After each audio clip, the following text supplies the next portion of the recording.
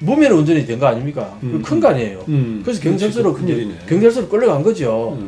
조서 다 쓰는데 한참 얘기하다가 일본인이 아니에요? 일본을 어디서 배웠어요? 이러는 거예요. 그리고 어디서 공부했습니까? 태도가요 180도 달라지면서요. 저를 무면허 운전 불법자로 다루다가 핵 바뀌더니 어떤 식으로 했는지 알아요?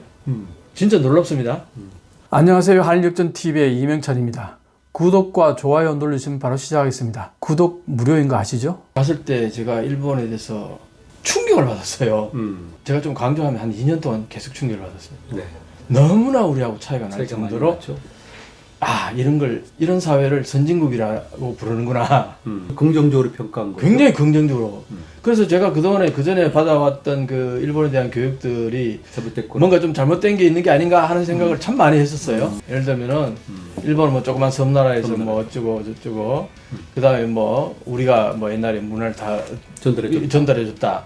그러니까 우리가 우월감 갖는 부분도 없잖아 좀 있었고 뭐 심한 경우는 외놈 그리고 굉장히 조그만한 뭐 하여튼 굉장히 그 폄하하고 그렇게 하는 얘기들이 우리가 많이 들어왔었는데 93년쯤에 일본을 갔을 때 그때 그 충격은 쉽게 가시지 않더라고요. 제가 네. 1982년도에 11월 달에 제가 일본에 도착했어요. 네. 그래서 배낭여행을 43일간 다니면서 쓴 책이 이 일본 비행이라는 책인데 네. 그때 제가 한 얘기는 나는 선배들에게 우리 선생님들에게 속았구나. 일본은 우리가 생각하던 그 허접스러운 나라가 아니로구나. 네. 그 충격을 처음부터 끝까지 가지고 오페레이트의 조선계형을 제 배낭 속에 갖고 있었거든요. 네. 그래서 그것보다는 더 확실하게 일본을 알아야겠다. 그 쓴 책이 이거죠. 그러니까 제가 82년도에 느꼈는데 94년도에도 똑같이 느끼신 거고 그런데 지금은 역전이 된 거죠. 완전히 달라졌다는 느낌이죠. 지금 82년도 가셨다 그랬죠? 네. 하버드 대학의 에즈라 버겔 교수가 저페니스 넘버원 책이 쓴 게 79년도입니다. 79년도구나. 82년도 가셨으면은 아주 일본이 최고. 피크일 때 가신 거예요. 그렇죠. 프라자 협정도 나기 전에. 네. 그리고 나서 이제 사실은 통계치를 보면요. 냉전이 딱 끝나는 89년도부터 딱 꺾이기 시작해요. 기가 막히게. 어떻게 이렇게 냉전이 딱 끝나자마자 꺾이기 시작하는지 신기할 정도로 그때부터 서서히 꺾이기 시작해가지고 제가 이제 유학 갔을 때 조금 조짐이 보였는데 그래도 일본은 엄청난 선진국이라는 느낌을 받았죠. 그랬다가 제가 10년을 살았지 않습니까?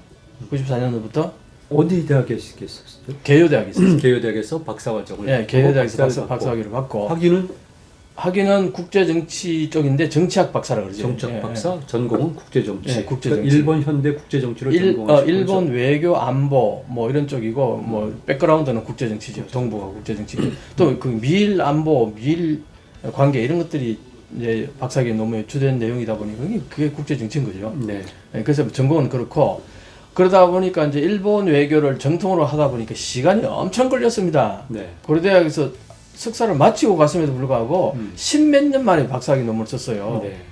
그만큼 어렵게 이제 논문을 쓴 거죠. 그러다 보니까 약간은 이제 자부하는 바가 뭐냐 하면은 일본에 유학 가서 일본 정통으로 박사학위 논문을 썼다. 그렇죠. 어렵죠. 일본 외교를 제대로 막 그냥 좌충우돌하면서 그렇게 해서 썼다. 그래서 이제 나름대로 일본에 대해서는 그 뼈대 요거는 알죠. 저 의사들이 인체 구조를 알려면 그 뼈대를 정확히 알아야 되잖아요. 그 레오나르도 다빈치도 그 그림을 기가 막히게 음영을 잘 넣은 이유가 그 뼈대를 정확하게 분석하니까 그게 가능하단 말이에요. 그래서 그런 의미에서 저는 일본의 그 당시에 뼈대를 제대로 한번 제대로 훑어봤다. 그게 박사학위 논문이었는데 그걸 책으로 빨리 출판했어야 되는데 그걸 못한 게 지금도 한스럽습니다. 그 제목이 무엇이었습니까? 일본 외교 안보에 있어서 네 가지 노선. 네 가지 노선이라는 게 국가가 네 개. 이게 메두사가 머리가 몇 개입니까? 무슨 네 개입니까? 두 개 아니라? 메두사는 머리가 여러 개예요. 여러 개. 참 여러 개죠? 네. 그 뭐 9개라기도 하고 뭐 여러 개인데 하여튼 제가 볼 때는 일본은 네 개의 머리를 가진 메두사 같았어요. 네. 어떤 의미에서는 우리가 지금도 그런 얘기 하죠. 최근에 이제 또 기시다 총리가 방위비를 2% 이상으로 올리겠다 그러니까 바로 우려가 나오죠. 일본 또 혹시 궁극적으로 돌아가는 게 아닌가. 그 얘기를 제가 정리한 게 네 가지 노선으로. 네 가지 요소. 이게 뭐냐니까 헌법하고요. 네. 그 다음에 그 미일안보조약하고 첫 번째 헌법, 두 번째 미일안보조약. 이 여기에 대해서 어떻게 생각하느냐에 따라 두 개 축이 나눠지잖아요. 거기에서 네 개의 생각이 나눠진다는 거죠. 그러니까 미일안보조약을 반대하느냐 찬성하느냐, 헌법 구조를 찬성하느냐 반대하느냐. 요게 딱 두 개 축으로 이루어져서 네 개 국가가 나눠지는데 요 네 개 국가가 서로 다 지향하는 바가 진짜 달라요. 네 개 국가 전략이죠. 완전히 전략적으로 다르고 정체성도 다르고 지향하는 바도 다르요. 그러다 보니까 이게 딱 네 개 양분 네 개가 정확히 나눠진 건 아니에요. 군국주의가 지금 얘기하는 권력관으로서는 2차 세계는 패전하면서 이거는 거의 한 축이 거의 사라졌다 해도 과언이 아닐 정도였는데 제가 그때 과감하게 네 가지 노선을 쓸 수 있었던 거는 학위 논문 발표하는 장에서 이런 얘기했어요. 과연 일본이 그 권력국가로서는 그 군국주의 상정할 수 있는 대국, 군사 대국 그것도 하나의 선택지로서 지금 그려놓은 게 네 가지 노선이잖아요. 과연 이게 일본에 있느냐 그러는데 사실은 지금 일본이 서서히 그런 모습이 조금씩 보이지 않느냐. 그건 선택지로 그 하나의 그 생각으로서는 존재했다는 거죠. 그 분석 틀로서 의미가 있었던 거죠. 네. 그래서 어쨌든 나는 그걸 분석하고 나서 일본이 다시 군국주의로 간다는 것은 지난한 일이다. 엄청난 어려운 일이다. 그때부터 제가 일본에 대한 두려움이 싹 사라졌습니다. 네. 박사학위 논문을 쓰고 나서. 그리고 그때부터 일본의 변화상을 쭉 주시했는데 그것도 원래 하죠. 들어서 일본이 한국에 역전당하는 조짐이 보이고 있는 거죠. 예, 예. 그래서 그걸 캐치하고 그다음에 거기에 하는 책이 바로 이 한일 역전이라는 책이고 예, 이 책이 의미하는 바는 무엇입니까? 예. 아주 좋은 질문을 하셨는데 제가 얘기하고 싶었던 건 뭐냐 하니까 한일 관계가 지금 굉장히 안 좋잖아요. 네. 그럼 도대체 원인은 뭘까? 그 당시에 보수 언론지에서는 문재인 정권의 아마추어 외교가 외교를 제대로 못 해가지고 일본을 화나게 해서 그래서 수출 규제를 당하고 있다. 거의 그런 논조였거든요. 일면은 있겠죠. 전혀 뭐 잘못된 분석이라고 보지는 않아요. 그런데 한 10% 정도 설명이 가능할까? 90% 정도는 그게 아니고 큰 어떤 그 시대적인 흐름이 변화하고 있다. 큰 변화 속에서 나타나는 현상이다. 그렇게 보는 거죠. 우리 이런 얘기 하지 않습니까? 나폴레옹이 그 해겔이 뭐라고 그러냐. 시대 정신의 네. 발현이다. 네. 나폴레옹은. 네. 나폴레옹의 개인의 의지가 움직이는 게 아니고 그 시대 정신이 나폴레옹을 세워서 그 시대 정신을 구현하도록 하는 게 나폴레옹이다. 그런 얘기를 이제 하잖아요. 저는 최근에요. 한일 관계가 이렇게 나빠진 게 한일 역전이 벌어지면서 이 시대 정신이 아베로 하여금 다시 제2차 아베 정권을 출범시켰다. 그렇죠. 그러면은 네. 이 박사님 말씀하시는 것은 일본의 경기 침체라든가 한일 역전은 우리의 관계 때문이 아니라 그보다는 더 국제관계 산물이라는 것이죠. 그렇죠. 이 국제 정치를 공부하다 보면요, 제일 중요한 게 뭐냐면 퍼스트 이미지, 세컨드 이미지, 서드 이미지라는 얘기를 씁니다. 퍼스트 이미지는 리더에 초점을 맞춰요. 예를 들면 모택동이가 있었기 때문에 그 당시 미국이 이제 중국이 어땠다. 그 당시 닉슨이 있었기 때문에 어땠다. 그래서 그 당시 미중 관계가 좋아졌다. 이거는 닉슨과 모택동의 역할이 엄청나게 컸다. 이렇게 보는데 과연 그런가? 그것만이 아니죠. 그게 이제 퍼스트 이미지. 그 리더에게, 인물에게 초점을 맞추는 분석이 이 퍼스트 이미지예요. 그 다음에 세컨드 이미지는 뭐냐면은 국가의 시스템을 봅니다. 네. 예를 들어서 공산주의 국가냐, 아니면 권위주의 국가냐, 민주주의 국가냐에 따라 가지고 행동 패턴이 달라진다. 이렇게 보는 거죠. 네. 그래서 뭐 가장 유명한 게 민주주의 평화론이라는 게 민주주의 국가끼리는 서로 전쟁을 하지 않는다. 그게 시스템에 국가의 시스템에다가 초점을 맞춘 거죠. 네. 이걸로 가지고 국제 정치를 설명하려고 하는 겁니다. 국가의 행동 패턴을. 근데 세 번째가 힘의 분포의 변화에 따라 가지고 파워 시프트의 문제죠. 파워 시프트의 문제 때문에 국제 환경이 변하고 국제 정치가 움직인다. 이게 이제 케네스 월츠가 처음으로 이 문제를 제기했어요. 그래서 그 전에 모든 그 국제 정치학은 이 케네스 월츠가 완전히 석권해버린 거죠. 네. 앞에 퍼스트 이미지, 세컨드 이미지는 중요하긴 하지만 부차적인 요인이다. 전 근대사에서는 근데 첫 번째, 두 번째 요인으로 많이 해석을 했는데 네. 근대 이후에는 사회가 복잡해지니까 이 파워의 문제가 더 그렇죠. 중요한 거죠. 국가끼리 밀접해지면서 이제 서로 이 마찰이 발생할 때는 물리적인 힘 이게 굉장히 중요한 역할을 한다. 뭐 그런 맥락이겠죠. 그래서 이제 저는 세거죠. 서드 이미지에 초점을 둔 거예요. 네. 퍼스트 이미지는 뭔지 아세요? 네. 인물. 한 개인의 퍼스널리티. 앞에 우리 대통령이 누굽니까? 문재인 대통령. 문재인 대통령이 워낙 일본을 싫어해서 반일이 심해서 한일 관계 나빠졌다. 아베가 완전히 그 역사 수정주의 보수 꼴통 뭐 이러니까 한일 관계 나빠졌다. 지금 그 두 분이 다 자리에 없는데 지금 한일 관계 좋아졌습니까? 네. 별 차이 없어요. 여전해요. 네. 그러니까 그 두 사람의 영향이 그다지 그렇게 물론 분명히 단기적으로는 영향이 있었습니다. 분명히 윤 대통령이 들어서고 나서 조금 좋아지는 조짐이 보이잖아요. 네. 조짐만 보이다 뿐이지 그 구조적인 그 한일 관계 나쁜 관계는 그 쉽게 변하지 않는다는 얘기예요. 그게 뭐냐? 어쨌든 한국은 민주주의 국가고 일본도 민주주의 국가로 우리가 보니까 이 시스템의 체제에서는 크게 차이를 못 느낀다고 보는데 네. 그런데 이건 있어요. 일본이 우경화돼 간다 얘기는 많이 들었잖아요. 네. 그러니까 일본의 국가 전체 시스템이 바뀌어 간다고 보는 거예요. 네. 그래서 여기에서 문제가 있다고 보는 거는 이제 세컨드 이미지인 거죠. 네. 한국은 권위주의 국가에서 민주주의 국가로 바뀌어가고 일본은 오히려 거꾸로 돌아가고 그러니까 이게 쌍곡선을 이루는 여기에서 이제 문제가 발생한다고 볼 수 있는 거죠. 또 재미있는 발상. 재미있는 발상이지 않습니까? 근데 가장 중요한 거는 뭐냐 이거 힘의 분포에서 엄청난 변화가 발생하는 거예요. 이걸 이제 제가 말씀드리는 게 이게 한일 역전 체계입니다. 네. 그래서 이 힘의 분포가 바뀌지 않는 한은 한일 관계는 쉽게 좋아지지 않는다 보는 거예요. 자 그러면은 왜 그러니까 우리가 그 조금 더 분위기를 바꾸기 위해서 말씀드리는데 네.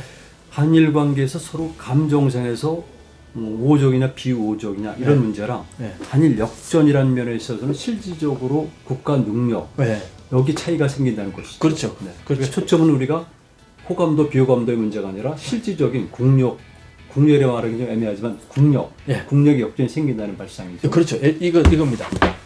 과거에는 일본이 웬간하게 다 한국보다 잘했습니다. 곳곳에 많은 부분에서. 그러니까 일본은 한국을 그다지 그렇게 중요한 팩트로 인식 안 했어요. 예를 들면요. 제가 94년도부터 2003년도까지 그 10년 가까이 일본에서 생활했는데 일본에서는 한국에 대한 인식이 별로 없었습니다. 네. 그거 얘기하면 한국 사람 잘 안 믿어요. 그렇죠. 한국 사람들은 일본을 워낙 잘하니까 바로 옆에 있는 나라. 네. 근데 일본에서는 한국이 어디 붙었는지요. 네. 모르는 사람들이 꽤 많았습니다. 네. TV에서 그런 것도 했었어요. 고코가 henda요라는 게 있어요. 일본말로. 이 부분이 이상해요. 이거든요. 거기에요. 일본의 젊은이들을 출연시켜 놓고 전 세계 각지에서 온 그 뭐 주재원도 좋고 유학생들 주로. 그 막 한 40~50명 앉혀놓고 이제 이 일본의 그 젊은이들의 그 인식을 들으면서 막 이제 비판하고 비난하고 막 그러는 그 프로예요. 되게 재밌어요. 근데 거기 나온 일본의 젊은 애들이 이게 칠판을 이렇게 주고 미국이 어딨는지 뭐 미국은 어딘지 대충 알죠. 한국이 어딘지 그러라 그러면은 잘 못 그런 애들이 꽤 있었어요. 한국 사람한테 일본이 어딨냐 그리라 그러면은 100명 중에 99명은 그릴 겁니다. 아니 99.9명. 99.9명. 1000명 중에 999명은 그릴 거예요. 네. 999명이죠. 네. 네. 한 명쯤 못 그릴 수 있을까 몰라도. 네. 근데 일본은 그게 아니다라는 거예요. 그러니까 내가 말씀드리고 싶은 거냐니까 94년도부터 2003년도까지 한 10년 동안에 내가 살면서 일본 사람들은 한국이 있는지 없는지도 모르게 살았어요. 네. 항상 뉴스를 보면은 네. 아메리카, 요로빠, 네. 아메리카, 요로빠, 네. 아메리카, 요로빠. 요로빠가 뭡니까? 네. 유럽이죠. 유럽이죠. 이기리스, 영국. 프랑스, 네. 도이츠. 뭐 거의 G7만 얘기하지. 한국은 중국은 사실상 별로 중국은 워낙 덩치가 크니까 뭐 좀 다르긴 했지만 한국은 사실 그렇게 중요하게 보지를 않았습니다. 그랬는데 제가 2019년도 일본에 가서 한 9개월 살면서 보니까 유학할 때는요. 한 달에 한국에 대한 기사가 한 두세 개 나올까요? 그것도 한국에 대해 좋은 기사들 거의 없습니다. 부정적인 내용이거나 아니면은 그 불법 체류자들이 뭐 어떤 범죄를 저질렀다든가 중국인, 조선인 항상 그랬어요. 그러니까 TV를 보고 있으면은 이 사람들은 한국에 대한 그 개념이 아예 없구나. 네, 내지는 부정적으로. 부정적이구나. 하여튼 한국을 폄하하는 거죠. 네. 저 아래로 보는 겁니다. 그게 2003년 내가 10년 4년 동안 느꼈던 네. 재미있어 한 말씀드리는데요. 제가 1982년도에 대한협에 뗏목을 띄웠거든요. 예. 그래서 저는 저 나름의 목적이 있었지만 일본 측에서는 기마민족 정복 국가설이라는 것이 있어요. 에가미 나미오가 주장한 건데, 근데 기마민족 국가설의 한계는 그렇다면 기마민족이 기마 집단이 어떻게 대규모의 말을 운송할 것인가, 이 문제 때문에 뗏목설이라는 게 뗏목으로 운반했을 것이다. 예. 아니면 쌍동선이라서 카타마론이에 배 두 개를 붙이고 위에 널빤지 같은 게 있는 건데, 근데 일단 82년도에 실패했고 83년도에는 일본 본토까지 갔거든요. 네. 근데 82년도에 일본 아사히 신문에서 전국판에 기사가 크게 났어요. 네. 근데 그 당시에 교토대학에 공부했던 우리 선배가 그 신문 기사를 보면서 한국에 대해서 이렇게 큰 기사가 나는 건 처음이다. 이런 얘기를 한 적이 있거든요. 그렇죠. 그래서 경우에 깜짝 놀랐어요. 아니, 일본이 우리 이렇게 모르고 있나? 네. 우리 기사가 이렇게 안 나오나? 네. 그런 적이 있죠. 제가 지금 말씀드리는 이 얘기를 우리 시청자분들이 들으시고, 에이 설마 그 정도일까? 정말 분명히 그렇게 말씀하실 거예요. 맞아요. 정말 놀랐어요. 놀랬죠. 그러니까 내가 유학을 하면서 일본 사람들은 우리가 과거에 뭐 잘한 건 아니지만 동남아를 바라보는 시각하고 거의 차이가 없구나. 식민지죠. 네. 식민지 특히나 뭐 좀 더 과격한 얘기를 하면요, 과거에 머슴살이 내지는 노예 냈던 자기들의 그 정도로 보는 거죠. 그렇죠. 그랬던 게 2019년도 갔더니요, TV로 보면 한국 얘기예요. 네. 뉴스가 거의 한국 뉴스예요. 그렇죠. 자, 그러면은 엄청난 관심을 가진다는 거 아닙니까? 한국에 대해서. 네. 그런데 내용들이 대부분 혐한 얘기예요. 혐한지죠. 각 방송마다 와이드 쇼라고 있는데, 제가 2019년도, 그때 2019년도니까 가장 그 피크 때 아닙니까? 2019년 7월 2일 날 수출 규제가 있었으니까요. 제가 2019년 1월부터 9월까지 있으니까 수출 규제 그거 딱 있을 때 있잖아요. 인터넷 들어가 보면은 전부 한국 욕하는 얘기밖에 없습니다. 그래서 이제 일본이 그렇게 혐한 기류가 심해진 것이, 네. 이 박사님은 한일 역전 현상 때문이라 말씀하셨고, 그렇죠. 바로 제가 한일 역전의 근거가 된 것은 무엇이라고 봅니까? 여러 가지 얘기 들을 수 있는데, 네. 가장 컸던 거는 예를 들면 이겁니다. 그 한일 혐한이 발생하기 시작한 게 후유노 소나타, 겨울 연가. 겨울 연가. 그 일본 말로는 후유노 소나타를 해요. 후유노 소나타. 네, 네. 후유노 소나타. 겨울 연가. 겨울 연가가 일본에서 방영되면서 와, 엄청났습니다. 제가 그때 일본에 있었으니까요. 그게 어떻게 저런 일이 벌어질 수 있느냐. 가장 하나 상징적인 사건이 뭐냐니까, 2002년인가 데이비드 베컴이 나리타 국제공항을 들어오는데 뭐 엄청난 인기 있었잖아요. 전 세계적으로. 공항에 일본 여성분들이 한 50분 정도 막 깍깍 하면서 막 백감상 하고 막 날린 거예요. 그게 이제 그런 거 나도 처음 보니까 방송에 뉴스에 되게 신기했어요. 그러면서 속으로 이렇게 했습니다. 역시 맨날 일본은 아메리카 유럽파 이기리스 프랑스 뭐 백인들, 그리고 일본 사람들이 그런 거 있잖아요. 여론조사하면요, 자기들은 아시아인이 아니다 하고 생각하는 사람들이 비탈 아론의 연장선 70% 넘는 사람들이 우리는 아시아인이 아니다. 그게 여론조사 결과가 그래요. 그 연장선상에서 역시 일본 사람들은 백인을 좋아하나 보다. 속으로 그렇게 생각했죠. 그러고 나서 한 6개월 후인가요? 배용준 씨가 나리타 국제공항에 들어왔는데요. 베이컴 들어왔을 때 50명의 아줌마들이, 배용준 들어왔을 때는 한 2-3천 명이 와, 난리가 났어요. 그때 내가 일본을 잘못 알았구나. 일본이 백인만을 꼭 좋아하는 건 아니구나. 그럼 한국인인 배용준을 저렇게까지 좋아할 수 있느냐 이거예요. 쇼킹한 거지 나는. 왜냐하면 일본은 지금까지 한국은 어떻게 보면은 한 단계 두 단계 아래에 있는 그 폄하 대상이었지, 뭘 이렇게 좋게 보거나 이런 게 별로 없었어, 기사들도. 그랬다가 갑자기 그러니까 그때부터 혐한이 발생한 거예요.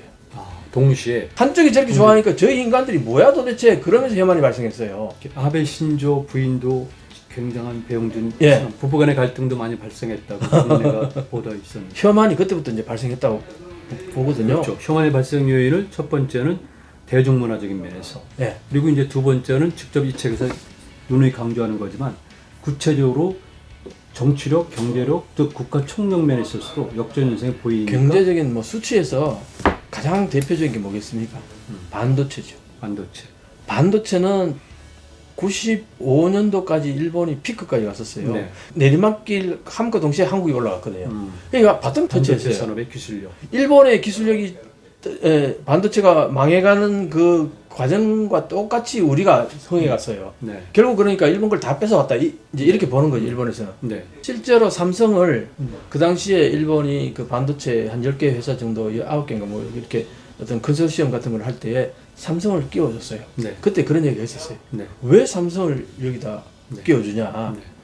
잘못하면 호랑이 키우는 거 아니냐. 네. 그런 얘기도 나왔는데 그때 아주 압도적인 얘기 나옵니다. 조선민족은 머리가 나빠가지고 우리 못 따라와. 아무리 가르쳐줘도 그게 못 따라와. 숨은 비화죠. 네. 삼성 반도체 신화의 숨은 비화. 그렇죠. 네. 그 얘기가 글들에 꽤 내가 봤어요. 네. 그때 그 당시에 그게 관여했던 사람들이 썼는 글들이에요. 인터뷰한 글들이라. 한국인들은 머리가 나빠서 가르쳐줘도 쟤들 못해. 네. 그렇게 출발했답니다. 그 다음에요. TSMC가 또 지금 엄청나잖아요. 네. TSMC도 마찬가지예요. 그 당시에 뭐 공장을 만든다니까 그 공장은 사실은 노동력만 많이 들지 별로 그 소위 말하는 영양가가 없다. 그래서 TSMC가 뭐 공장 만든다니까 뭐 쟤들 뭐 네. 만들어봤자 뭐 만든다니까 만들게 해줘. 거의 그런 식으로 쳐다봤어요. 그랬던 일본이 완벽하게 지금은 거의 그렇죠. 바닥 탈탈 다 틀었습니다. 아무것도 없어요 지금 일본에 반도체는 거의. 그런데 지금 TSMC는 전 세계에서 톱이죠. 네. 삼성은 뭐 거의 뭔가- 양 쌍두마차란 말이에요. 네. 그 일본이 지금 현재 그런 거에 대해서 엄청난 뭐랄까 네. 좌절감 내지는 뭐 그 굴절된 마음이 있어요. 네. 그런 마음들이 혐한을 만드는 거예요. 왜? 우리 기술 다 뺏어갔다. 그렇죠. 쟤들이 뭐 옛날에 뭐 있었어? 전부 우리 거 다 뺏어갔지. 두 번째는 반도체를 중심으로 한 기술력과 산업의 문제가 있고. 예, 산업의 문제가 있죠. 그 다음에 조선업은 어떤지 아세요?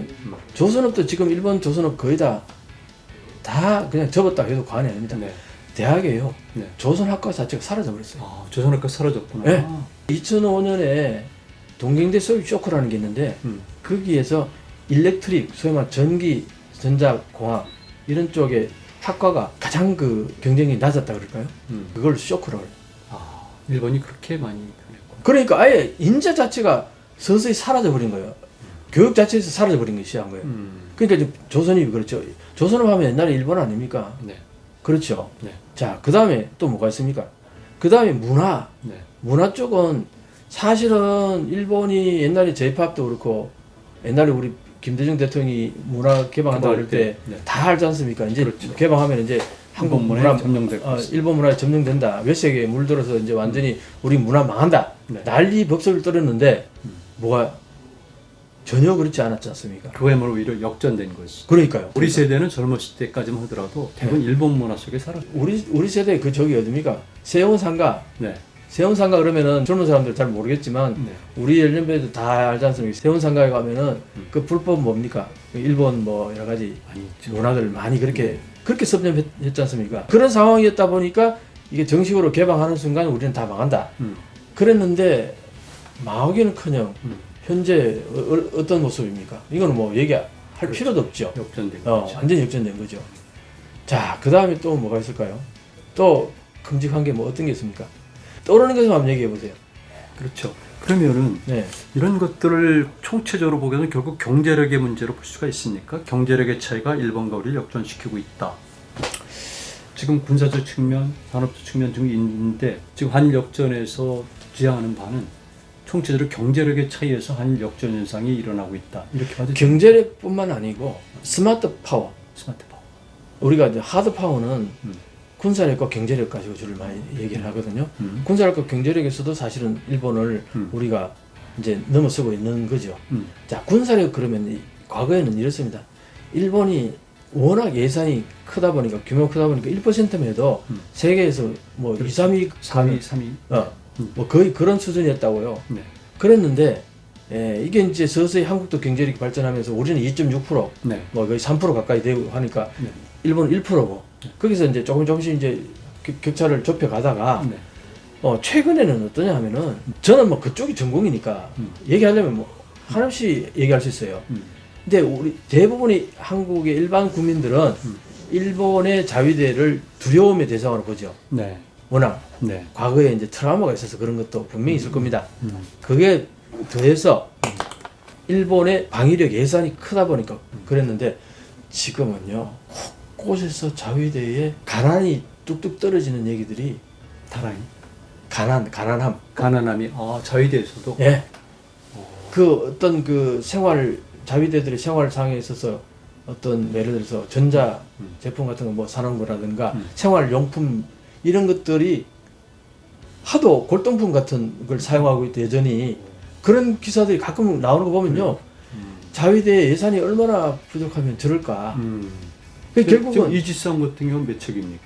이지스함이 8척이에요. 8척 플러스 알파라고 그러죠. 일본은 이지스함 하나만 보고 계속 이게. 네. 자, 일본 우리 옛날에 일본 경제를 얘기할 때 꼭히 나오는 게 뭔지 아세요? 하나 딱 나오는 게 있죠. 일본의 그 당시에 대단한 뭐 전자제품 중에 뭐 하나 뭐가 나옵니까? 트랜지스타. 마이마이. 그게 뭐였죠? 일본 말로는 오래돼가지고 이미 잊어버린 거. 우리가 마이마이고 일본이 그런 예. 소니 말고. 근데 하여튼 항상 카세트 테이프 버튼은 그걸 얘기하거든요. 그 전 세계 습관을 한번 한 적이 있으니까. 그런데 이게 MP3가 나오자마자 그냥 그냥 사라져 버렸어요. 네. 노키아가 무슨 뭐 네. 핸드폰에서 그렇게 잘 나가다가 한순간에 가는 거하고 똑같은 거예요. 그 일본이 그 당시에 요거 우리말로 마이마이라고 합시다. 그 마이마이가 전 세계에 아주 데이터 치는 전자제품이었는데 MP3 나오니까 한순간에 사라져버린 거예요. 혁신에 의해 가지고. 네. 자, 그러니까 일본의 기술력이라는 게 대단하다 하는데 알고 보면 별거 아닌 거예요.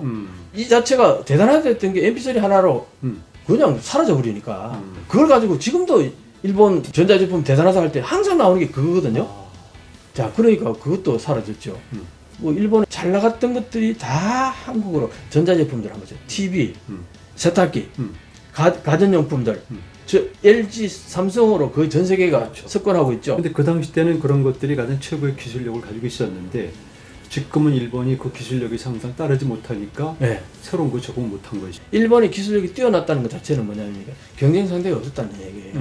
경쟁 상대에 나서서 상대방이 더 뛰어난 기술을 가지고 나오는 순간 다 그냥 망해버리고 뒤로 다 밀려버렸다는 겁니다. 그럼 과거에 이게 과연 그렇게 뛰어났던 거냐? 그 당시에 경쟁 상대가 없어서 그렇다는 거예요. 그거는 결국 뭐냐? 한국과 중국이 지금 현재 일본을 웬간한 건 다 밀어내고 있는데 과거에 한국과 일본의 경쟁 상대가 아니었을 때는 일본이 혼자 땅 짚고 헤엄친 그 형국에 나왔던 제품들은 뛰어나다고 얘기를 인식을 하고 있는 거죠. 그런데 그 당시에는 경쟁 상대가 없어서 그렇다. 이 부분은 되게 중요한 얘기입니다. 조금 이따 또 한번 더 설명을 드릴게요.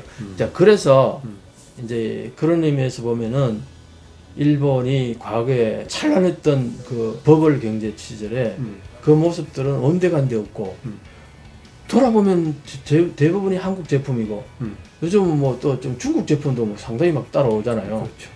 전기 자동차 같은 경우는 중국이 이제 앞으로 석권할 거라는 얘기까지 막 나오고 하니까 미국이 저렇게 이제 경계를 하고 하는 거 아닙니까? 네. 반도체도 그렇게 경계하는 거고요. 자, 그러니까 제가 요즘 와서 이제 특히 이런 한일 역전 책을 이제 썼다고 얘기를 하면요. 에이, 무슨 한국이 무슨 일본은 아직 멀었지. 연세 드신 분들은 열이면 9분이 그렇게 얘기했었어요. 근데 젊은 사람들 어떻게 젊은 사람들은 반대죠. 젊은 사람들은 한일역전 뭐 옛날부터 한일역전인데 뭐 새삼스럽게 그리고요 이 책 보고 친구는 이런 얘기했어요. 내용이 다 대충 보니까 뭐 인터넷에서 다 나돌던 얘기인데 이미 다 알고 있는 얘기인데 이게 현실입니다. 그런데 이게 내가 이 내용이 인터넷에 돌던 걸 정리한 건 하나도 없어요. 다 일본 학자들이나 일본 저널리스트들이나 일본에 글 쓴 사람들이 지금 난리 났다. 한일 관계가 지금 완전히 이게 거꾸로 돌아가고 있다. 뭐 곳곳에서 경종을 울리는 글들을 내가 모아서 이게 네. 편집한 게 이 책이거든요. 그렇죠. 그러니까 일본 사람들이 다 쓰는 내용들이에요. 대체로 내가 그냥 생각해서 한 게 아니라 그러니까 이제 내 책을 본 사람들은 신뢰가 간다는 얘기예요. 왜? 내가 한국 사람이 반일 감정에서 쓰는 책이 아니고 일본의 여러 사람들이 일본의 미래가 걱정스러워서 쓰는 경종을 울리는 글들을 가지고 엮어놓은 거니까요. 제가 마이니치 신문이 지금부터 한 7, 8년 전에 출판했지만 1년 동안에 집중적으로 일본 사회 문제점을 지적하고 대안을 제시한 책이 있거든요. 네. 한국에는 국도 상생론으로 번역됐는데 네. 근데 일본은 그런 반성을 했고 네. 물론 지금도 반성을 우리가 하고 있지만 네. 그리고 이 박사님이 한일 역전이라는 책을 쓸 때 일본 사람들의 의견이나 자료를 참조했던 것이죠. 그렇죠. 그렇다면 일본은 반성하고 있다는 거네요. 일본은 반성한 사람들은 소수. 1억 2,600만, 1억 2천 요즘 뭐 줄어서 500만에 칩시다. 1억 2,500만 중에서 글 쓰는 사람은 손꼽아요. 그런 글들을 쓰는 사람들은. 그것도요, 최근까지만 해도, 몇 년 전까지만 해도 그런 글 쓰면요, 우익들이 공격받아요. 지금은 어때요? 지금은, 많이 달라졌어요? 와, 놀라울 정도입니다. 2년 사이에. 진짜 놀라울 정도입니다. 그만큼 일본의 그 뭐랄까, 조락이랄까요? 이게 일본 국민들한테 피부로 느껴지니까, 우익들도 혐한 글 달던 사람들도 혐한 글 다는 사람을 비판하는 게 일본 사람들이에요. 너희들 같은 인간이 한국을 배워야 된다 이런 그런 얘기가 이제 나오기 시작하는 거죠. BTS가요 2년 정도 아닙니까? 최근에 막 엄청나게 네. 전 세계로 막 정복이라는 얘기가 유럽 서구권에서 다 나오잖아요. 정복. 우리가 쓰는 게 아니라 그 정도가 된 게 2년? 좀 더 앞이면 3년? 딱 요거거든요. 그러니까 재작년만 해도요. BTS가 제2의 비틀즈라는 얘기가 영국에서 나왔어요. 네. 그 글이 나왔는데 그게 다 되고요. 일본에서 비틀즈는 무슨 말할 비틀즈 죽을 거의 그런 식으로 비꼬는 글로 도배가 됐었어요. 근데 지금 그런 얘기 하는 사람 없습니다. 네. 몇 년 사이에요. BTS 욕하는 사람 일본에서 거의 사라졌습니다. 왜? 욕하면 먹혀들지가 않고 실제로 그렇지 않으니까. 전 세계를 석권하고 있으니까. 그 다음에 일본의 소위 말하는 아미들이야. BTS 팬을 아미라고 그러잖아요. 일본의 아미들이 얘들을 공격하는 거예요. 니들 그 맨날 방구석에 앉아가지고 혐한하는 너는 막 어디 친구도 없지, 여자친구도 없지. 그러니까 니 같은 인간들 때문에 일본은 망하고 있어. 그런 글들로 공격을 계속 받으니까요. 서서히 스물스물 사라지는 것 같은 느낌. 내가 1, 2년 사이에 진짜 놀랄 정도로 그런 걸 느껴요. 앞으로 일본의 젊은이들은 어떤 생각을 갖게 될 것 같아요? 일본의 젊은이들은요. 네. 한국에서 배워야 된다. 그런 실제로 그런 발언들을 합니까? 발언뿐만 아니죠. 지금 초등학교 애들은요. 한글을 모르면은 왕따 당해요. 그 정도가 돼요? 네. 그리고요. 글들이 한글과 일본어가 막 섞여가지고 쓰는 용어들이 그래요? 엄청 많아요. 평소에. 우리 옛날에 어떻습니까? 반대로 영어나 일본어를 썼죠. 그렇죠. 옛날에 영어나 일본어 좀 이렇게 쓰면 뭔가 좀 있어 보이고 뭔가 좀 아는 듯 뭐 지식인 느낌 나는 게 있잖아요. 네. 지금 일본의 초중등 학생들이 그런 현상이래요. 초등학교 애들은 자기 이름도 한글 이름을 일본 아이들이? 일본 애들이. 이거 놀랍지 않아요? 그래서 놀랍네요. 모르는 사람들이 대부분이죠. 그렇죠. 저도 몰랐으니까. 내가 이런 얘기들 하자면 끝이 없습니다. 정말. 왜냐하면 자료들이 있다만 해요. 매일 내가 프린트 아웃 하는데 보면은 그런 내용들이 굉장히 많은데 그런데 어쨌든 그 글을 쓴다는 사람들은 소수예요. 그런 사람들은 아니까 글을 써서 계속 내는데 일본의 요즘 교육이 문제가 많은 게 대학생들이 공부 안 한다. 왜 공부 안 하느냐? 회사가요. 명문대 학생들을 졸업할 때 뽑아가지고 대학에서 교육받는 거 깡그리 무시하고 회사에서 다시 교육시키죠. 전부 다시 교육을 시키기 때문에 네가 대학에서 공부 뭐 했는가 관여치 않아. 그러니까 공부 안 하는 거예요. 이거 심각하다고 대학 교수가 계속 지적해요. 역으로 됐구나. 계속 대학 교육에 문제가 있어서 회사에서 재교육시키는 것. 우리도 이제 삼성 인재개발원 같은 거 일본 모델로 온 거잖아요. 근데 오히려 그렇게 했기 때문에 대학에서는 오히려 학생들이 공부를 안 한다는 거죠. 그랬죠.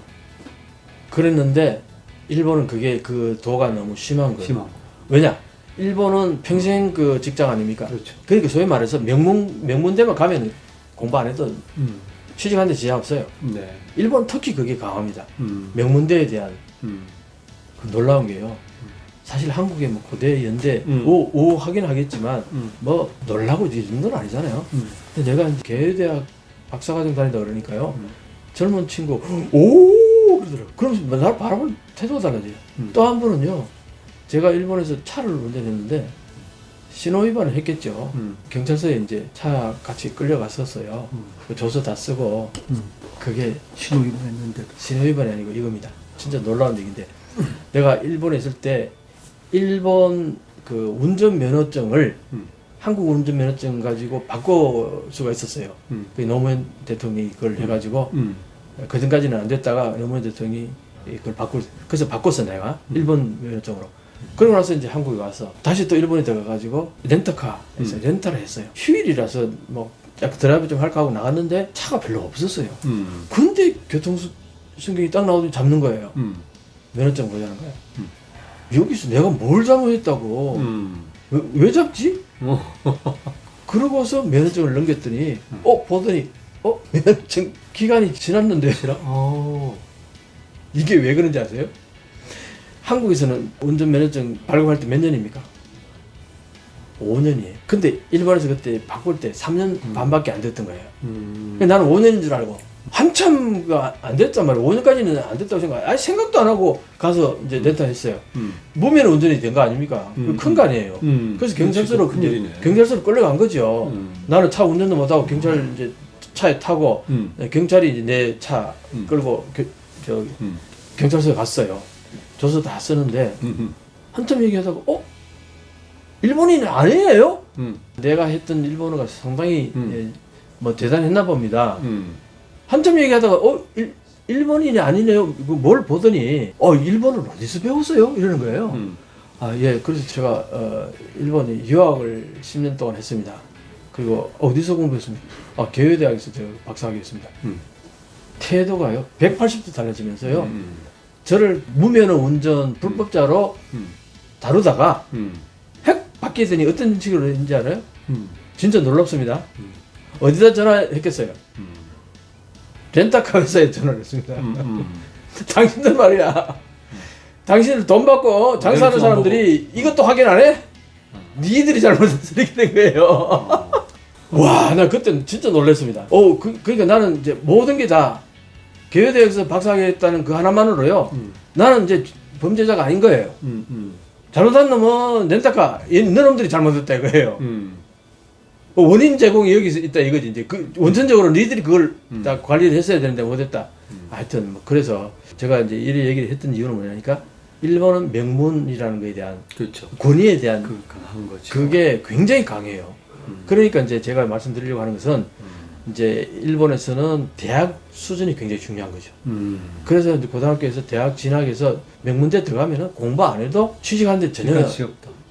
그러니까 공부를 안 한다는 얘기를 지금 제가 하려고 했던 겁니다. 그러니까 컴퓨터 같은 것들도요. 대학에서 컴퓨터를 가지고 수업을 하고 우리는 다 그러잖아요. 재미있는 사실이네. 네. 우리는 지금 computer를 가지고 대학생들이 하고 또 무슨 교수님이 무슨 질문한다 그러면은 바로 인터넷 찾아가지고 뭐 찾아보고 다 또 하고 그러잖아요. 이 일본 대학에서는 이걸 사용 못하게 해요. 그렇죠.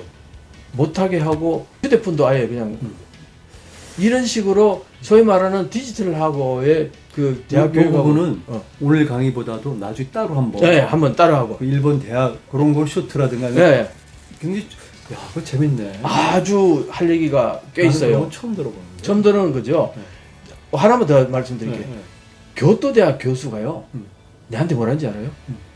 이 선생님 요즘 문부성에서 대학 개혁하면서 한국 대학 좀 본받으라고 계속 공문이 내려온다. 교토대학이요. 교토대학 하면은 우리는 세계 최고의 명문대학으로 우리 인식하잖아요. 그렇지. 근데 교토대학이 한국 대학 좀 본받고 좀 개혁하라고 공문이 문부성에서 계속 내려온다는 겁니다. 일본이 지금 많이 위축되고 있구나. 근본적으로 지금 그 여러 가지가 무너지고 있다는 거예요. 그래서 제가 이 한일역전을 자신 있게 썼던 이유가 욕먹을 각오하고 자신 있게 썼던 이유가 나는 그런 사실들을 너무나 접하고 나니까 이게 그냥 가볍게 볼 일이 아니다. 그러면은 이것까지 무관하게 그 앞으로 이 유튜브를 운영할 때 일반인들에게 충격을 주거나 등의 이런 얘기거든. 예. 상당히 재밌네. 예.